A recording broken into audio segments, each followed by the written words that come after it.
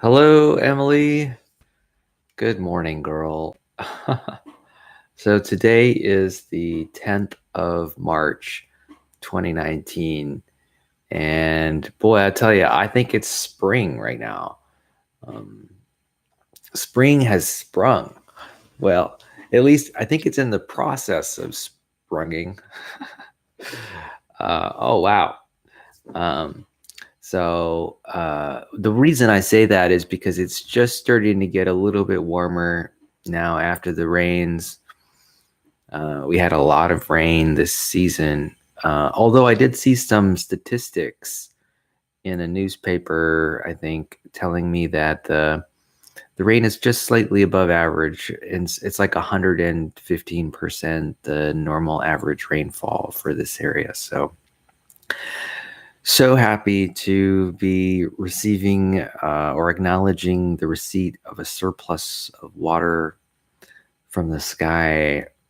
Water is life. And so I'm glad that at least our area is going to have some normalcy for a little while when it comes to having water. This is the second year when we've had substantial rainfall, and I'm so pleased. I think prior to the last 2 years, there was 5 years of drought. So this is much appreciated. I really like when the seasons are quite normal. Seasons are what you would expect them to be. Yeah. So a lot of people are talking about a super bloom of flowers in um, the local area, particularly the Carrizo Plain, which I think is a state monument. I'm not sure. I actually haven't driven there before, although I might have driven there. I just maybe never really acknowledged it or understood what I was driving through. But I think this summer I'm definitely going to drive out to the Carrizo Plain and take a look at some of the flowers that are blooming out there. I don't know if it was last year or some other year when people were talking about the super bloom and that it was so big and so brilliant that even astronauts on the International Space Station saw the flowers. I don't know. I don't know. Maybe, no doubt, they might have photographed the flowers and probably from a great distance. But anyway, I'm pretty excited about going out there with my camera, maybe taking a few photographs of the flowers and then bringing them back and sharing those photographs on Facebook or Instagram.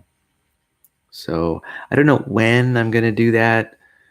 Maybe next weekend. That's a real possibility.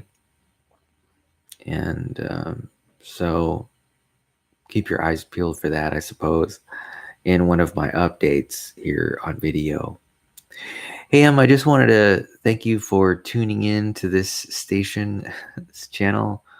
And I want you to know that you're welcome to make yourself comfortable and hear what I have to say about the world as I bestow golden nuggets of wisdom on you. Uh, you know, what's kind of interesting is that I was contemplating this morning just how stunned I am that there is separation between us. It's actually a condition that I didn't quite anticipate. It even never really entered into my mind whether it was possible. And even today, even after 8 years of separation now, I'm still stunned by it, completely stunned, really, without it's complete surprise to me. And I'm I'm not even sure. I puzzle over it, and I'm just not clear about why it continues as long as it does. And I'm not clear about the reasons it's happening. And I'm still just stunned, really. I don't know any other way to describe it. Our current separated state it's bewildering, I think, is probably the most appropriate term. It completely bewilders me, considering because I'm so good at reaching out, and because I'm so focused on maintaining goodwill in all of my relations, every single one of my relations, that it puzzles me so much. It puzzles me so much. I mean, despite my continual, daily, hourly focus on building communication skills, opening lines of communication wide open. I have a long history of maintaining wide open communication between me and essentially everyone else in the world. And yet, somehow, by some oddity of nature and psychology, the individual that I love the most in the world, bar none, is the one that I'm separated most from in the world. It, with all my powers, and I am an effective person, I can't get my brain around the fact of our separation. It continues to boggle my mind. I'm surprised at how powerless I am in the face of it. The And what's interesting is that all of my efforts at repair come to naught. It's surprising.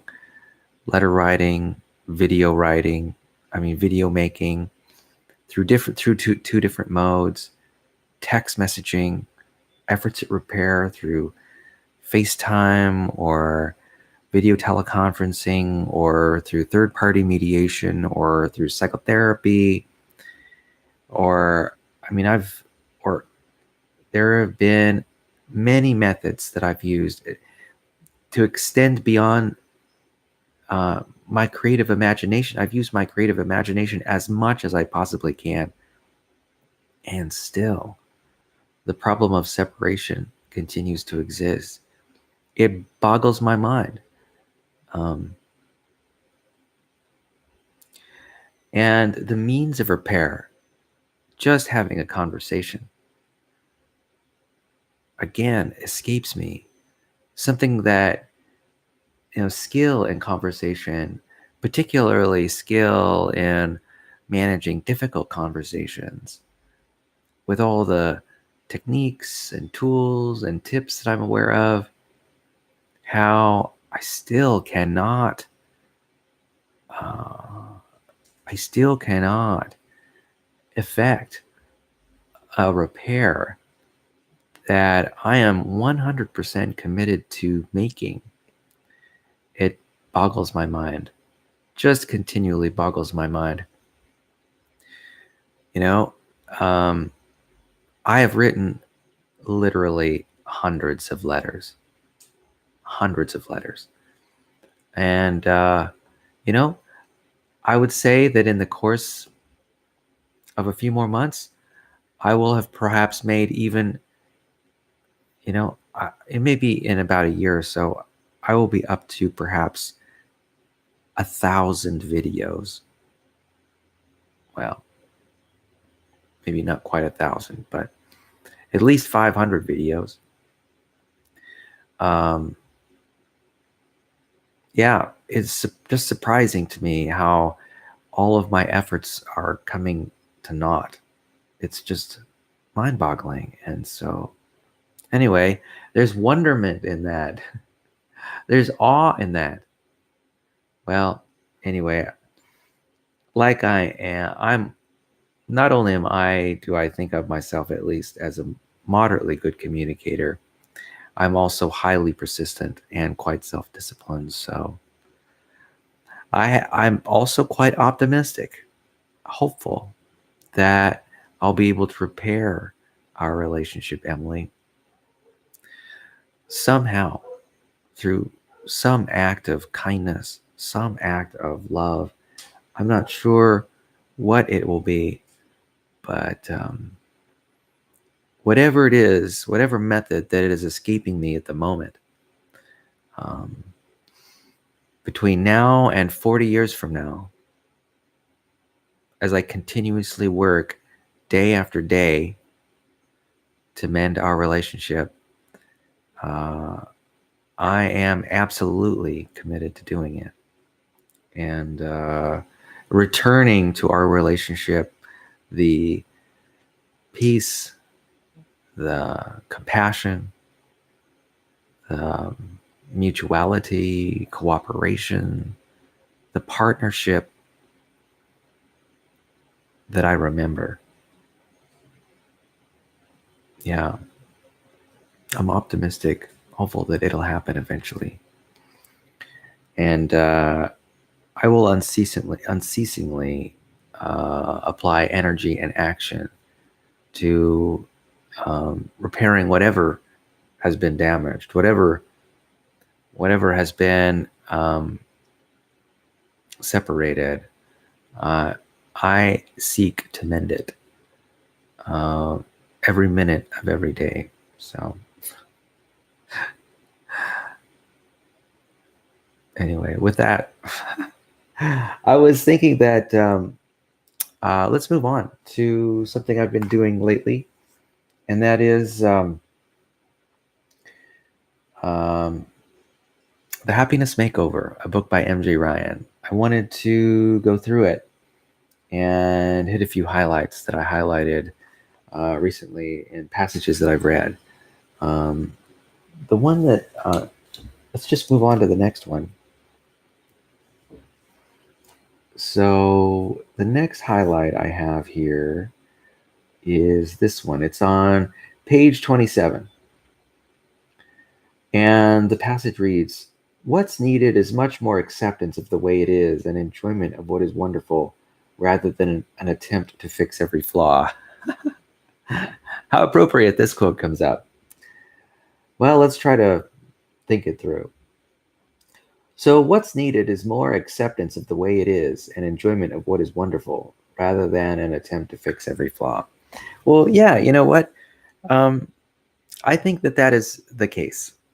Quite often, what happens is that people overfocus on what's negative, what's not present, and they underfocus on the pleasant, the goodness that exists. And I think that the same is true between us. I do talk about separation on rare occasion, but what I think is true is that you and I share a connection that is unbreakable, and at least I am relieved that that is the case. I am also quite aware of and believe that you gain happiness and joy from our interaction, just as I gain happiness and joy from my interactions with you. And that, in fact, is a wonderful thing. And there still is that indelible sense of meaning that I have as your father, and perhaps you have as my daughter, that meaning between us that is so poignant, and it sort of seasons our narrative of our inner voice, and something that we can take joy in, something that we can take pride in. And speaking of pride, I want to commend myself for behaving in a way that is respectful and honest and vulnerable, and also honors your autonomy, honors your independence, your love for freedom. Um, I honor that and respect that. And I'm not going to usurp that. I'm not going to contradict it. I will continue to act honorably and with respect.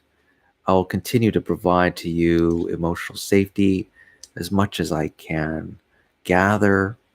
Um, all of my invitations to visit are just that, invitations.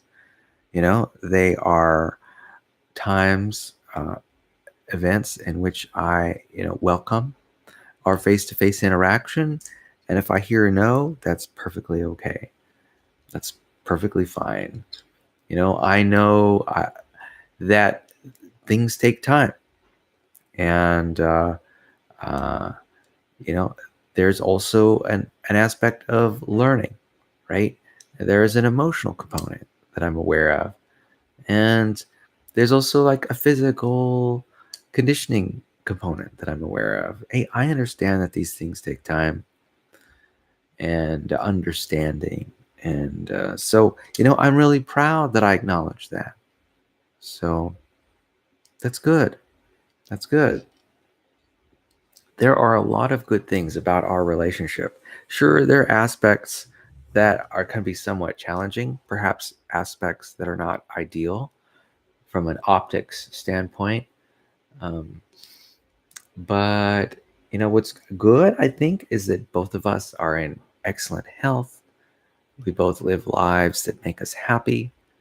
We both support each other and one another, maybe sometimes indirectly, but we support each other. And, I'm really pleased by the connection that we do have. We do have a connection, and it's a loving connection. It's an agreeable connection. It's a warm connection.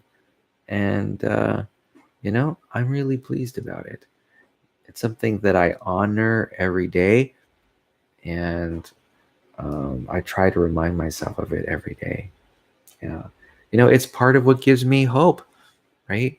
It's part of what gives me optimism about the future, that all is not lost. There's time. I think we each have time to work this out, to sort of unfold and learn about each other.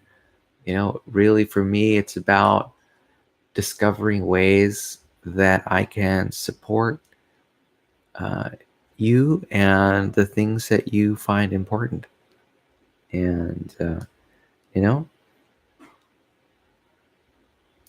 I'm pleased that that's what it's all about. So I'm going to say the sentence again. It says, what's needed is more an acceptance of the way it is and enjoyment of what is wonderful rather than an attempt to fix every flaw. So yeah, I know for me especially, I can get fixated on fixing flaws. And um, I have I recognize how that theme can be overwrought sometimes. Um, you know, why not sit back, relax, be happy that things are as good as they are? And really, they are actually quite good. I've spoken in the past about parents who I know who've lost their children in death, or parents who I know who have very sick children. Um, there are kids who have autism, of friends that I have. Um, I have relatives whose children are deaf, um, and have other problems. So, I mean, I'm so pleased that that is not the case. I'm so happy that you're happy and healthy and getting along in the world just fine. I'm doing the same thing, you know, and that is a wonderful thing. On some level, there is some contentedness within me and within you. And, that's something to celebrate. Absolutely. So that hasn't escaped me. Those facts have not escaped me. In fact, I rely on those facts on a daily basis to uh, help alleviate some of my concern. So let me read that passage again. It says, what is needed is much more acceptance of the way it is and enjoyment of what is wonderful rather than an attempt to fix every flaw. So yeah, see, I recognize too that, I might have visions about what emotional connection might be and how ideal, and those visions might be quite idealistic, you know, and because of the loss of such idealistic visions, I can imagine me feeling a lot of sadness on account of that loss. And, I remind myself to be realistic about what is even possible in human relationships. I know that even the best of human relationships are not, are not conducted without some kind of strain, some kind of perseverance, or some type of loss. And I recognize this as well as anyone, and maybe even better than anyone. I have, after all, been married twice. So, if anything, I'm quite aware of what a loving relationship is like. And thankfully, I've got that experience so that, I'm not suffering as much as I could be, on account of our separation. So, I want you to know that I retain a level of happiness. And I'm certainly joyful about the way my life has turned out. I have skills and abilities that have allowed me to survive and thrive in this world. And I'm so grateful to have all of those skills and abilities. In fact, my body works just fine. I mean, it's got some issues, but I'm able to manage those issues effectively through willpower and focus. And, I'm really thankful that um, I'm able to manage my life the way I am. You know, it sure would be nice to spend a little bit more time face to face with you, Am. Um, but again, it doesn't have to happen in order for me to live a happy life. So I recognize that as being true. And hopefully that takes some load off of your shoulders. Maybe perhaps that helps you to relax a little bit, letting you know that I recognize that. I know that relationships aren't perfect, and I know that they can morph into something that's disturbing really easily, um, and also quite inadvertently. And so, anyway, I'm so pleased that, at least in my mind, um, I'm able to maintain, and you're able to maintain a balance, right? That's consistent with healthy functioning, healthy living. And that's good. I mean, what could please me more than that fact? Where we're both experiencing good lives, good lives, where we're enjoying each other as the years pass, and learning and growing together, developing together. I mean, I recognize that that is the case. We're both getting stronger together. And I think that as time goes on, our bonds are becoming more and more linked, right? And, our grasp onto one another is becoming more and more firm. And so I'm really glad for it all. I really am. So let's move on. That was that passage. The next passage was on page 27 that I highlighted in this book by M.J. Ryan called The Happiness Makeover. And the passage reads, "When we motivate ourselves through happiness, life gets easier. It flows. We're not so busy fighting reality, but instead spend our time enjoying what we can about the way it is." This is super true. It really is important to spend our lives enjoying what is. Um, and I think that human beings have a tendency to create unnecessary pain. Subject ourselves to really painful emotions and really painful ideas, and sometimes they come in the guise of being helpful, right? It makes sense that we contemplate the pain and the hardship. Quite often that helps us endure the loss, because it creates a detachment. And so those hard feelings, right? Those painful emotional feelings. And you know, I'm glad that we've been able to work through that respectfully and honorably, and to the point where we're here right now. Okay, so let me move on to the next passage. This is passage page number 27. Has being discontented gotten you what you want in your life? At what price?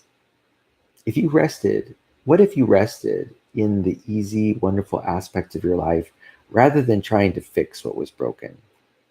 Yeah, I love that quote. Let me say it again. Has being discontented gotten you what you want in your life? At what price? What if you rested in the easy, wonderful aspects of your life rather than trying to fix what was broken? Wow. Yeah. So that passage talks about discontent. And I know that a lot of people use discontent as motivation. And then I do the same thing, and it's almost reflexive. It's kind of interesting how human personalities are like that. How we almost reflexively uh, cast emotional pain on ourselves, with this mistaken notion that somehow we deserve it or something like that. Fact is, human beings never deserve the punishments they get. uh,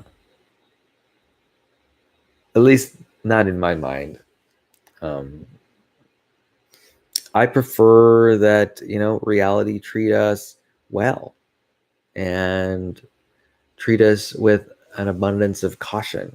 You know, um, I think that it's not necessary to continuously inwardly torture yourself to motivate yourself to do good things. In fact, there are plenty of good reasons, good feelings that can be very motivating and help you move to the next level. And I'm definitely an advocate of that. I'm an advocate of positive reinforcement and its effects. In fact, just think about something like animal husbandry or animal training.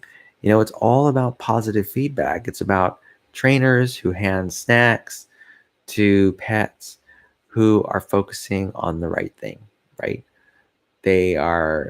Those trainers are conditioning their pets or their dogs or their animals to perform certain actions, and anything can really be accomplished with positive reinforcement and patience. Yeah. So let me read that passage again. It says, has being discontented gotten you what you want in your life, and at what price? What if you rested in the easy, wonderful aspects of your life rather than trying to fix what was broken? So, it's kind of interesting how,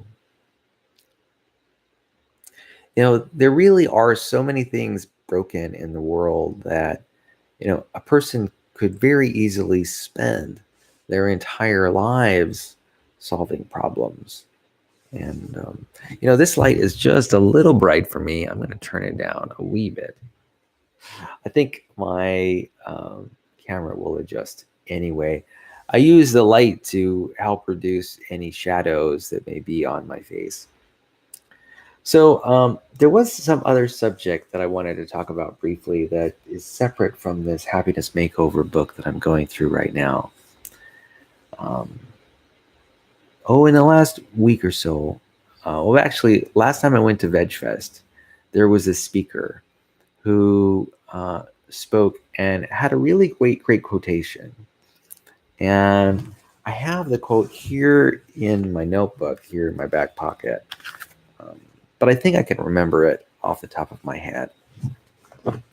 The quotation was, "Good, done is better than perfect." So done is better than perfect is the quotation. And I'm really liking that quote.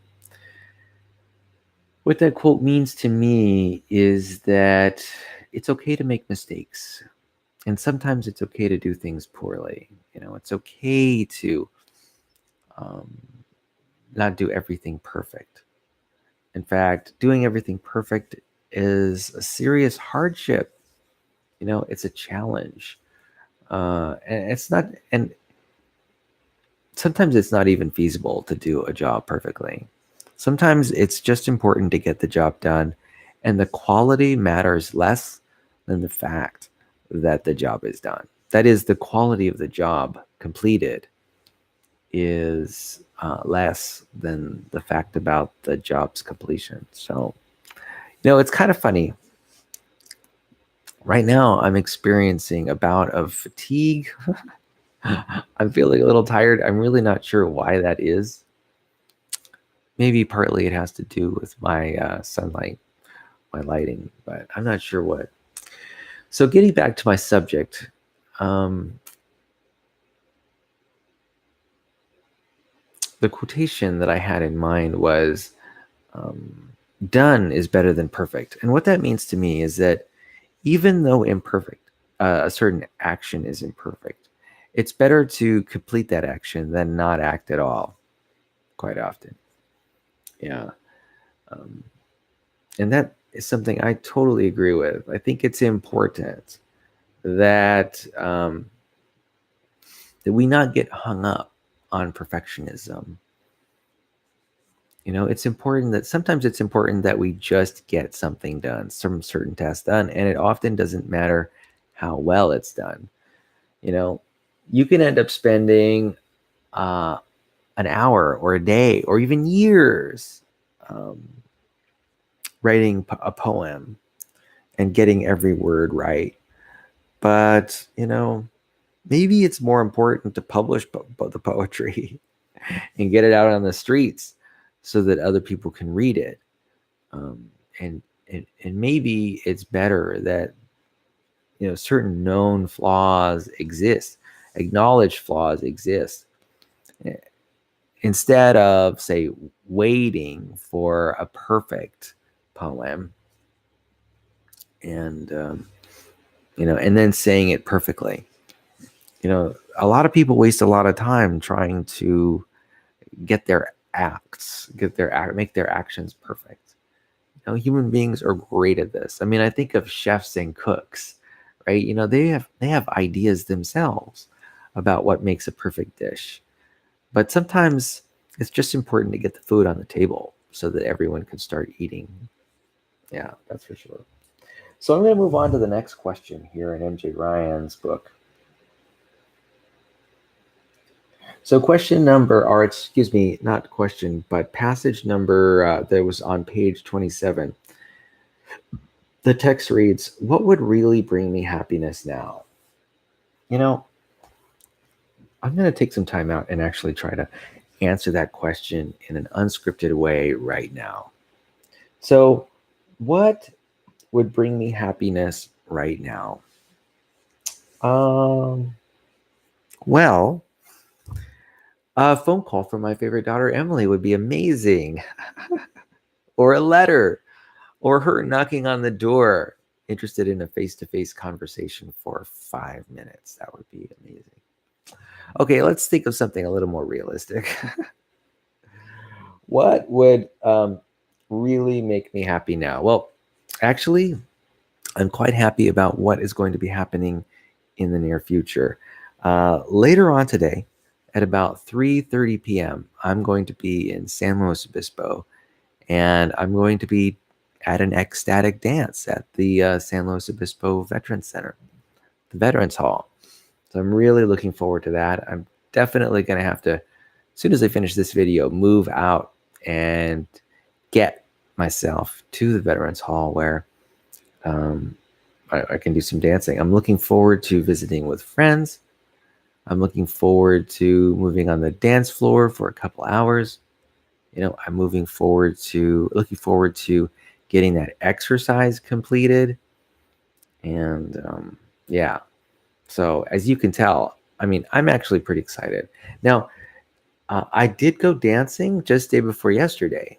My friend Matthew Willis and I went down to Velvet Jones on State Street in Santa Barbara, and we danced for, at least I danced for probably an hour or so, maybe an hour and a half. Well, maybe it was more like an hour because it was pretty energetic dancing. Anyway, I'm loving the idea of having the opportunity to do it again. Dancing is something that's important to me, and I want to continue to do it. And I want to also do it at least once a week. Though I admit that I've been out of practice lately. I haven't been going to Dance Tribe, which is where I usually go, and really, I think I've been suffering as a result. I mean, I've been filling my life with other activities. I've been going to amusement parks, and I've been going to, I don't know, I've been traveling a little bit using the bus system down in Los Angeles. I've also been taking care of myself, cleaning my home, cleaning my floors and my bathtub, and doing my dishes, and it's just something that I've been doing. So anyway, I do want to go dancing this afternoon. I'm definitely looking forward to it. So that would definitely make me happy. Anything else that would make me happy? Well, actually, I'm happy every moment of every day that I'm not injured or in pain. Anytime that I'm not emotionally in pain or in physical pain, those are good times. In fact, that's happening right now. I'm not experiencing any pain in particular, and I'm really glad about it. That definitely makes me happy. And I'm looking forward to spending some time in San Luis Obispo. That is something that'll make me happy. So, here are the things that bring me the most happiness: music and dancing. Sure, totally. Being effective in the world, friends. Uh, Actually, that's one of the things that I look forward to the most going ecstatic dancing, and that is visiting with my friends. Even as something as simple as just saying hi, or even carrying on a conversation for 30 seconds or a minute. That's enough to really float my boat. Like I mentioned, I'm an extrovert, and I get jolts of energy, real energy, when I'm spending time around people. And I love that. So, those are some things that would make me happy. I talked about music, also reading books, surfing the internet makes me happy, dancing makes me happy, and actually also going to work makes me happy. I'll have the privilege of going to work at my most awesome job tomorrow.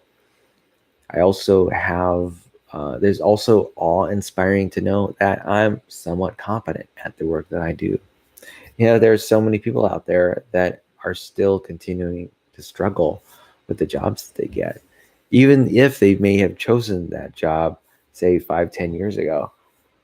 So, anyway, I'm really pleased that that's the case. Oh, I like stretching.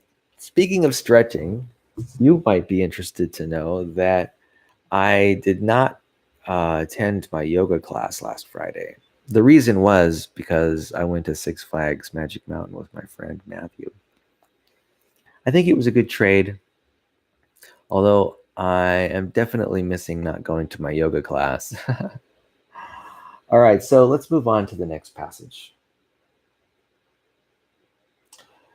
This is a passage that I highlighted on page 29, and the passage reads, "But his happiness today will not influence the outcome, and I don't believe he would feel worse at having rejoiced than if he would feel worse at having rejoiced than if he hadn't." So I'm really not sure what this quotation is about. It says, "But his happiness today will not influence the outcome, and I do not believe he would feel worse at having rejoiced than if he hadn't." Golly, honestly, I don't know what that means.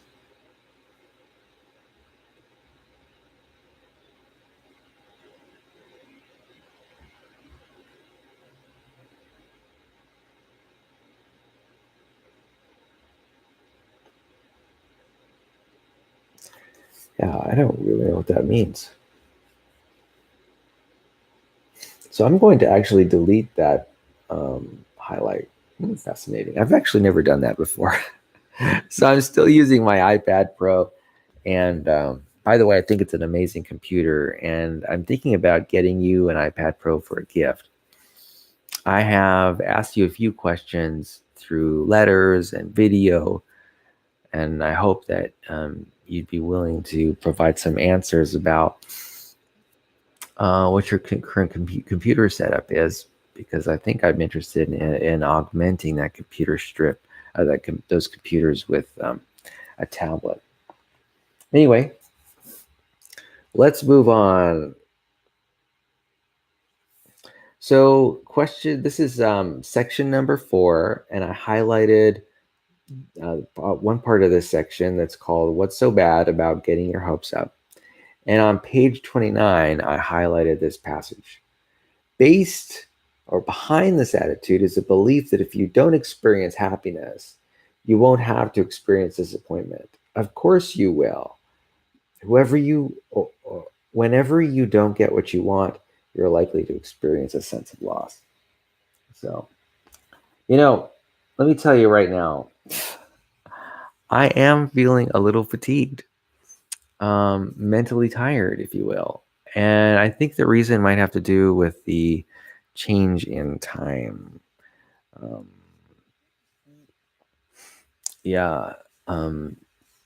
Today is the first day of daylight savings time. And I think what happened was that, we fell forward, we spring forward.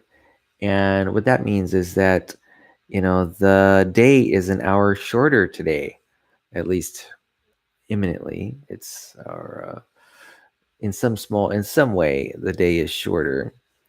And so we got a head start on the day. And so I don't know, it might have resulted in me getting a little less sleep than normal. And so I guess, well, now that I think about it, what happened last night? Was last night the night that oh no, I was at Lloyd and Suzanne Shanks last night. I was checking out their, the virtual reality setup that they have.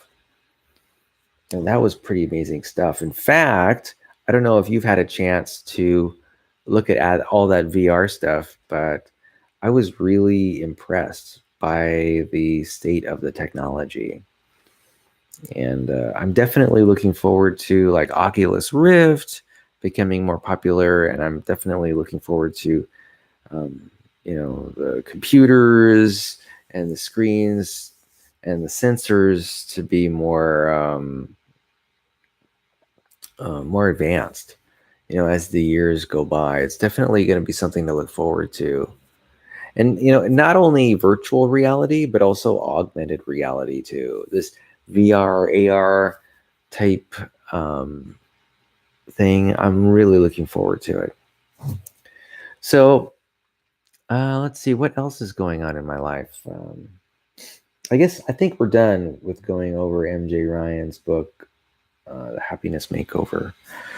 Anyway, oh boy, I am kind of tired. I've had kind of a rough week, a rough weekend, particularly Friday night. I was up till at least like 12:30 in the morning, 1 a.m. And even though I got a few hours sleep the night before last, I think I could have certainly gotten more. And even last night was kind of a late one for me. Thankfully, I didn't have the timer going. And so I was able to sleep in a little bit and relax my brain. But I think I am sensing that my brain is somewhat fatigued. Yeah. I just want to say I just would like to say a few words about how much I appreciate you. I say this all the time, but I want to thank you for being in my life at all. There are a lot of people who don't have many claims to family. Certainly a family, certainly a person that they created as a son or daughter. And, I am able to say that I have created another life, and it feels good to know that I've done that. When I tell myself that story, I feel pleasant, pleasantly good about it. I'm glad I did it. I'm glad you're in the world. That was a choice that me and your mom made at the very beginning, and we made it come true with our efforts. And the result was you. And I'm really proud of the result. Not only for me and my benefit, but also I'm happy that our decisions have made your life possible. And every moment that you spend in a happiness producing way is a moment that gives me joy. And I can imagine you smiling and laughing and hiking and having fun. I know that you are on the track and field team at Cabrillo High School, and just knowing that makes my heart feel proud and warm about it. So anyway, I just want to say that you bring me joy, you know, and I'm glad for it. I'm glad that you exist. I'm glad that you're living and breathing, that you're healthy. And, I want you to know that I'll do everything that I can to support that state of yours, to support that goodness and support your strength. Even if it is sort of a financial supplement, I'd be more than happy to participate and contribute, as not only just a member of your family, but as your father and somewhat as a guardian, right, of you and your welfare. That's really where my focus is. It's about your long-term self-interest, it's your long-term benefit. And I'm willing to give you a boost anytime you might need a boost in any way that you think might be most appropriate and supportive. Notice how I said that any way that you think that you would be most supportive, right? I mean, in my language, embedded in my language is already the seeds of respect and honor, right? I'm not seeking to sort of break the rules or anything like that of social convention. I mean, there are times when I wish I would, but um, I'm really quite mild mannered at heart, and you know, it's just who I am. Infinitely patient, infinitely optimistic. Though there's those, if there were ever two traits that would describe me, it would be patient and optimistic. Patient and optimistic to a fault, no doubt. So, yeah. So what else is going on? Let me see if so I went to go visit the Shanks last night, and I was a man who bore gifts. I had a gift. I made a pound cake this morning, in fact. And oh no, I made a pound cake last night, actually yesterday morning. And it felt really good to give that pound cake away as a gift. I'm glad that I was able to make a contribution to their lives in a way that was meaningful to them. Giving them a gift of a pound cake bread loaf, that's pretty awesome. And I'm proud of myself. And I'm also just thankful that I have good friends that I could give loaves of pound cake to. Not everyone has a friend like that they can be generous to, and they can love in the way that I love our friends, Suzanne and Lloyd Shank. All right, so let's see what else is going on. Maybe I need a nap. I think that's probably what I need to do. Well, the way I see it, I'll get a nap in about 10 minutes. Somehow, I have to hold off. So let's see what else is going on. Oh, so in 2019, there is going to be a movie published, and it's called Little Women by Louisa May Alcott. And this morning I downloaded the Kindle ebook, and I also downloaded the audiobook for Little Women. And I'm looking forward to reading and learning about Little Women so that I can fully enjoy the movie when it comes out. So definitely looking forward to that. That'll be the second book this year that I'm working on. The first one was Call of the Wild by Jack London, which I finished. And now I'm going to be reading Little Women by Louisa May Alcott, which I'm just starting. And anyway, I really enjoyed Jack London's book. Jack London's book, Call of the Wild, was really good. Jack London just has a way with words. He is so poetic. He is poetic writing in the very way that I think I would like to be poetic speaking. Of course, I'd love to be a writer as talented as Jack London too. I don't necessarily see that in the cards. Oh, it's possible. Sometimes I entertain the idea of writing a book.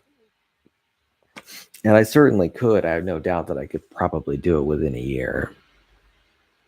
But I would have to do it on a subject that I was passionate about, thinking more about.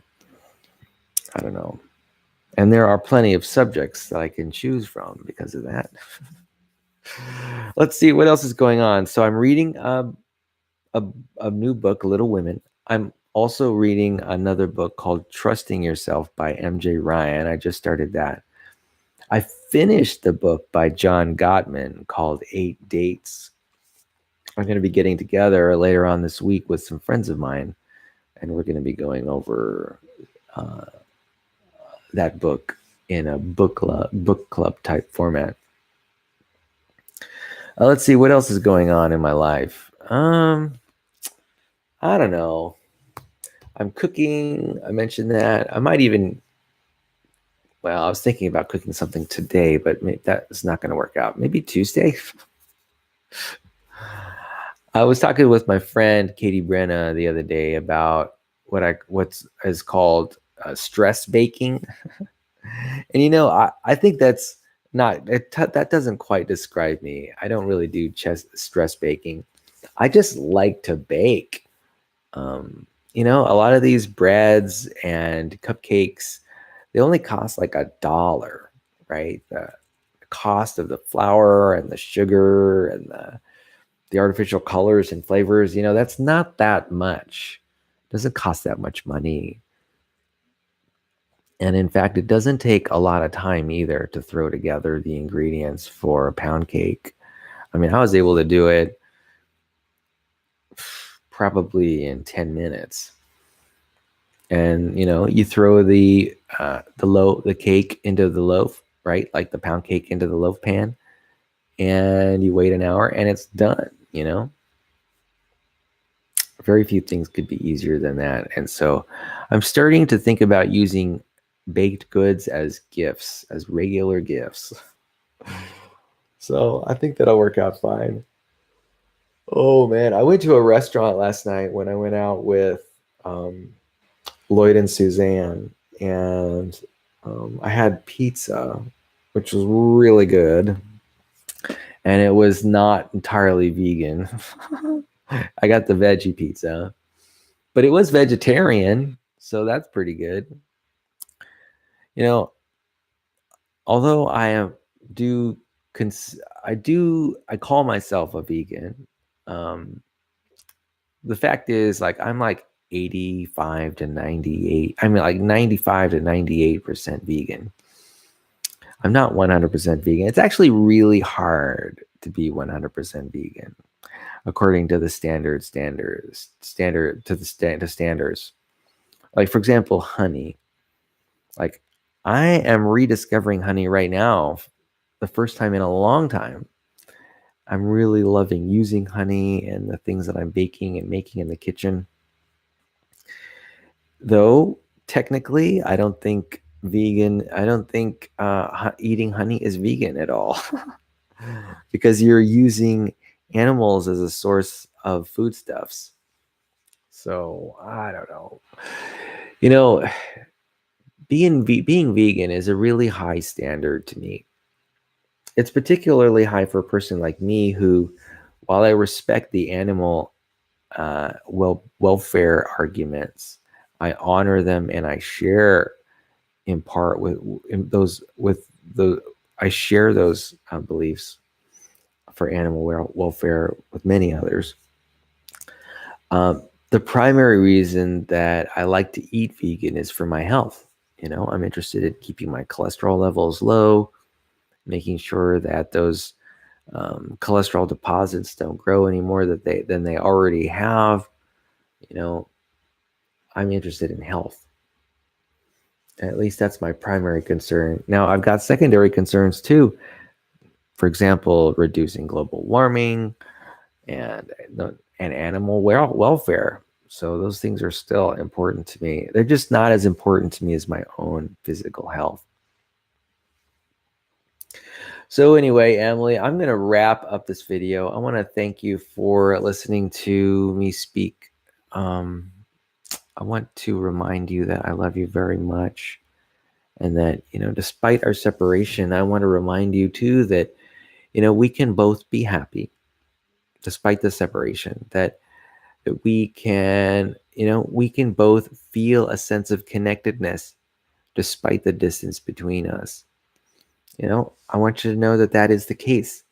We could communicate via text message or video recording or voice recording or some other method. Maybe we could communicate through art and through musical playlists. There are a lot of ways that we could communicate, and we can lay a foundation, right, for a bond that we can build off of and connect even more securely with in the future. So anyway, girl, I'm gonna go take a nap now before I go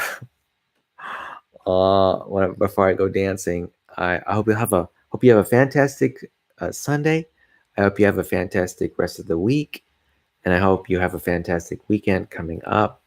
I hope all is well, and I hope that you continue to persevere in your studies in high school, and that you act in ways that make you the happiest. I'll talk to you later. Peace, girl. I love you.